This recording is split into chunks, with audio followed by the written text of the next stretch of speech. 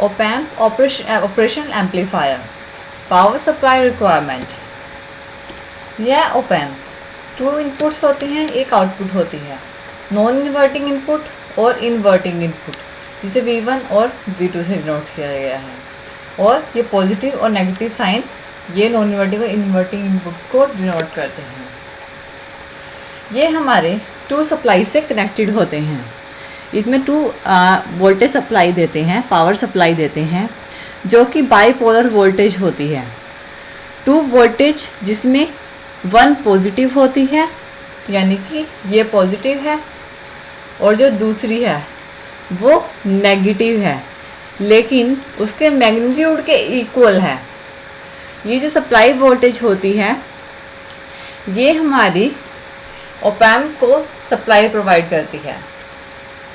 ये कनेक्टेड होती है हमारे कॉमन से, इसे एनालॉग कॉमन भी बोला जाता है।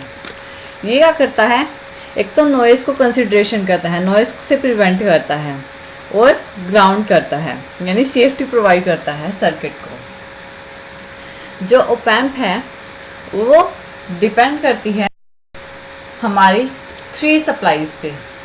एक होती है पावर सप्लाई वोल्टेज जो कि 18 वोल्ट की होती है, जो पॉजिटिव नेगेटिव में होती है।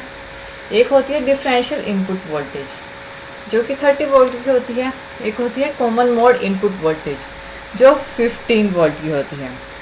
जैसे कि इसमें हम पावर सप्लाई के बारे में बात कर रहे हैं, जो op-amp है वो डिपेंड करता है पावर सप्लाई वोल्टेज पे। जो मैन्युफैक्चर होता है वो स्पेसिफिक वोल्टेज, यानी जो वोल्टेज होती है वो पॉजिटिव और नेगेटिव में होती है। यह करता है कि 741C आईसी के लिए, op-amp की 741C आईसी के लिए ये जो वोल्टेज है +18 वोल्ट से ज़्यादा नहीं होनी चाहिए। अगर ये +18 वोल्ट से ज़्यादा हो जाएगी तो क्या होगा, ये op-amp है वो डैमेज हो सकता है।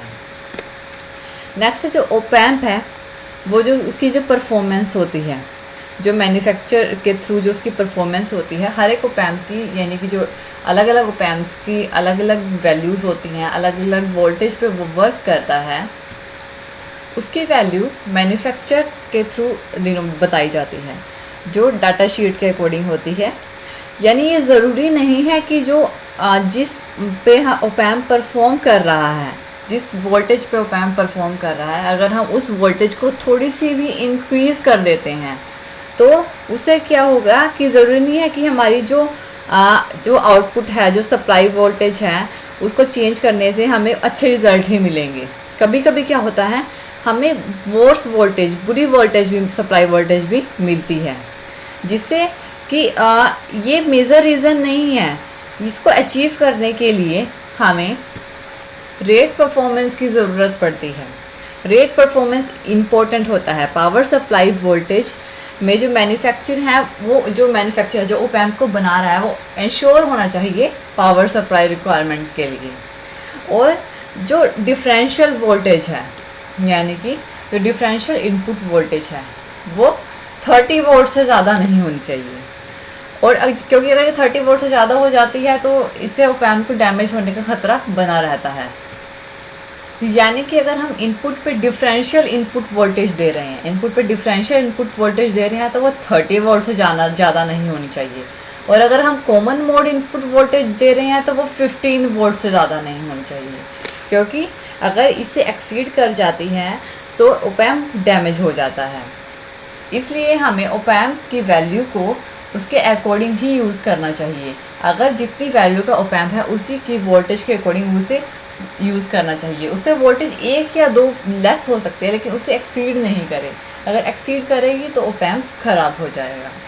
और op-amp का जैसे बेसिकली फंक्शन क्या होता है, होता तो एम्पलीफाई करना ही है। तो उस पर बस इसमें हम 2 इनपुट्स देते हैं, एक इन्वर्टिंग में और दूसरी होती है ऑपोजिट होती है, जो कि नॉन इन्वर्टिंग में होती है। और यहाँ पे वोल्टेज भी 2 है, एक पॉजिटिव है, दूसरी नेगेटिव ज़रूर है, लेकिन उसके मैग्नीट्यूड के इक्वल होती है। ये है op-amp की पावर सप्लाई रिक्वायरमेंट।